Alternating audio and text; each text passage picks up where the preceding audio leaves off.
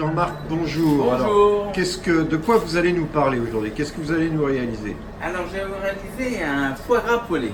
Ça, c'est des choses que les particuliers ont du mal à maîtriser. Je vais vous faire voir comment on arrive à maîtriser ce foie gras poêlé. On va le faire avec une petite gastrique.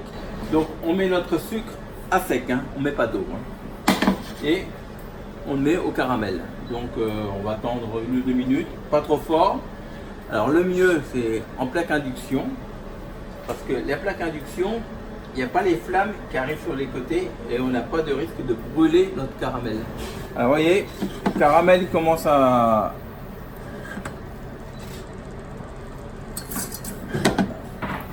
colorer.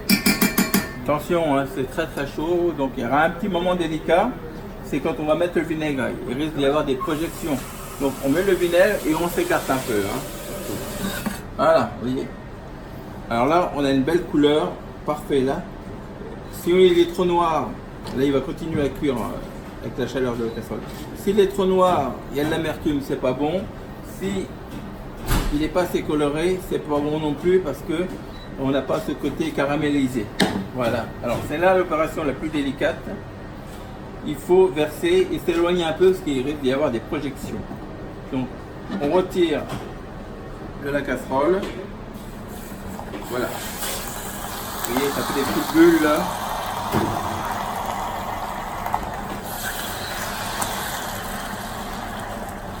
Je vais vous laisser redescendre en température. Il y a quelle contenance de vinaigre là? Autant de vinaigre que de sucre, hein, 50-50. Hein. Et voilà. Une fois qu'on a cette opération un peu de déglaçage, on peut remettre et là ça ne craque plus rien. Donc on prend une petite cuillère et on décolle. Voilà. Et on va laisser cuire un petit peu. Voilà. Et on laisse cuire. On va faire réduire et après on va rajouter 100 g de jus de fruits de la passion. Donc vous pouvez presser vos fruits de la passion ou acheter un jus mais sans sucre ajouté. Hein. Donc on en trouve maintenant en épicerie fine des jus de fruits de la passion sans aucun souci. Maintenant notre vinaigre de Xérès est réduit, donc il faut que c'est une consistance qu'on a dit sirupeuse, vous voyez, comme un sirop. Pour que ça accroche, quand je mets mon doigt, il faut que la cuillère ne les recouvre pas. C'est là qu'on s'aperçoit qu'on a notre belle consistance sirupeuse. On met nos 100 g de jus de fruits de la passion. Voilà, et on va relaisser cuire. On va rajouter quelques baies de fruits de la passion. Alors c'est une épice, vous trouverez facilement en épicerie fine maintenant. Ça a des arômes de fruits de la passion. Juste quelques baies comme ça dans l'infusion. Voilà.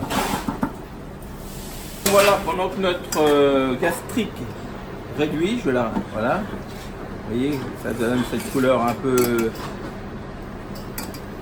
jaune d'or. On va juste la faire réduire un peu. Tout doucement, on va préparer nos poires. Alors on peut prendre d'autres fruits, on peut prendre une mangue si vous voulez. Bon, dans le Berry, on a des vergers qui sont pas très loin, donc on va prendre une jolie poire. Donc on va l'éplucher. La poire épluchée, maintenant on va la couper en deux.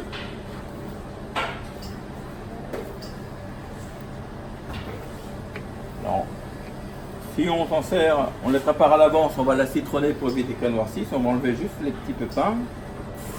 Voilà, et le petit pédoncule. Voilà. Donc, on prend un beurre mousseux, on va déposer nos poires. Donc, on va juste mettre un tout petit peu de sel et de poivre.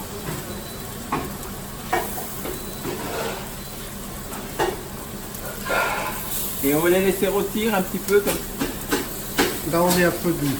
Ah ouais, là je réduis, vous voyez, parce que je vois juste pour avoir une légère collation et on va les mettre au four. Et on va les terminer au four, on va juste les colorer comme ça. Hop.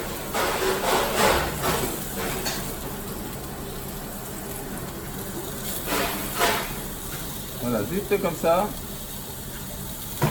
On va les terminer au four. De poivre. Comme ça. Voilà, c'est tout. Donc voilà, on va pas trop leur donner de coloration parce que une fois qu'on va les mettre avec le jus de la passion, ça va les recolorer, ça va bien les redorer. Donc juste une petite légère coloration. Voilà, comme ça. Pas trop de... Et on va les mettre, finir de rôtir au four à 140 degrés pour avoir quelque chose de très fondant. Ils vont être cuits quand on va les piquer au couteau et ce sera légèrement souple. Et alors on a changé cuisine. Ouais, on est installé dans notre cuisine d'envoi. On a arrêté la préparation parce que tout est prêt là. Donc nos poires sont en train de rôtir. La cuisson, vous voyez. Il faut qu'il souple sous les doigts ou légèrement comme je vous l'ai dit. Là on est parfait. Hein. Hop, on va éteindre le four. On va poêler notre foie gras. Alors, le foie gras. Moi je prends des tranches, on peut les couper avec un foie gras entier. Surtout très frais foie gras. Maintenant ils font du très bon foie gras surgelé, coupé en tranches. Faire attention de prendre du foie gras d'origine française. Hein. On a une bien meilleure qualité. Donc il y a des magasins qui savent on peut trouver ce genre de foie gras où on n'a aucun problème à la cuisson. Vous m'avez expliqué tout à l'heure qu'il ne fallait pas congeler son foie gras, il faut l'acheter congelé. Il vaut mieux l'acheter congelé, ouais, parce que ça explose les particules et le gras se libère un peu plus vite quand on congèle soi-même son foie gras. Quand on l'achète, on le tranche et on le mange, soit vaut mieux l'acheter congelé. Donc, on a pris une poêle, alors très chaude, hein. Enfin, comme ça, c'est bien chaud, c'est bon. Alors, ouais, je veux bien. Merci. Donc, on assaisonne notre foie gras des deux côtés. Hein. Et donc là, vous ne travaillez pas au gros sel? Ah non, non, non. À la fleur de sel, on va mettre juste à la fin.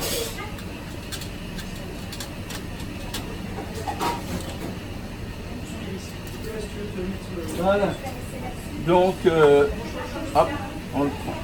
Juste une légère couche, hein, il n'y a pas besoin de... On tapote pour enlever l'excédent. De farine. De farine, ouais. Et donc ça va un peu retenir la graisse. Ouais, ça va aider à former une croûte surtout. Voilà. Et là, c'est très chaud. On les pose et on laisse cuire.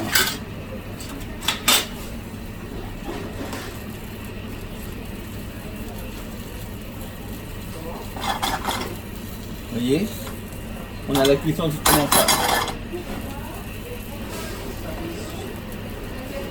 Alors, on vérifie la couleur.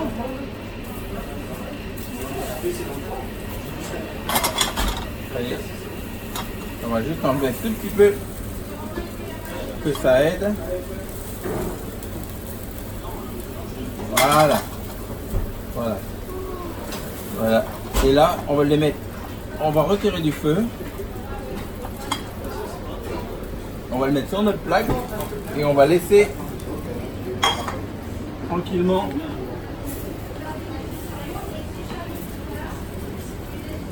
cuire. Vous voyez, on a un foie gras.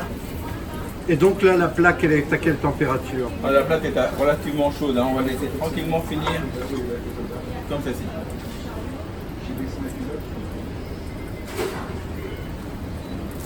Donc ça veut dire que la ménagère, là, elle va faire comment dans sa cuisine?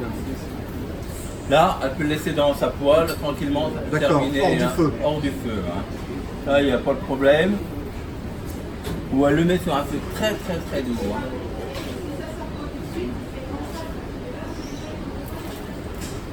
Voilà.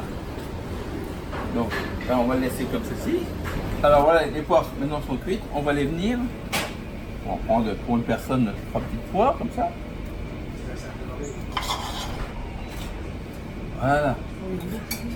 On va rajouter. Vous voyez, il reste encore de la sauce. Vous pouvez en faire. Ah, on peut faire des personnes. Et voilà, maintenant on va venir juste nos poires. Voilà.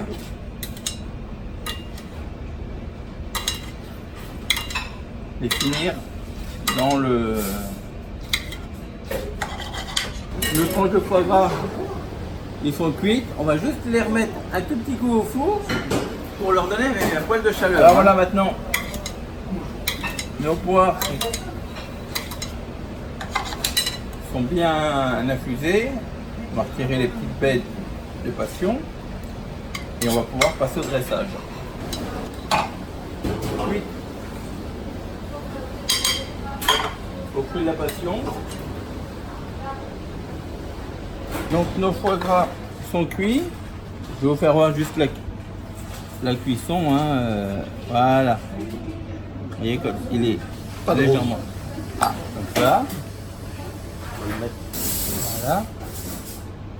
Ça c'est pour le chef, ça on n'en parle plus. Hein. Maintenant, on va napper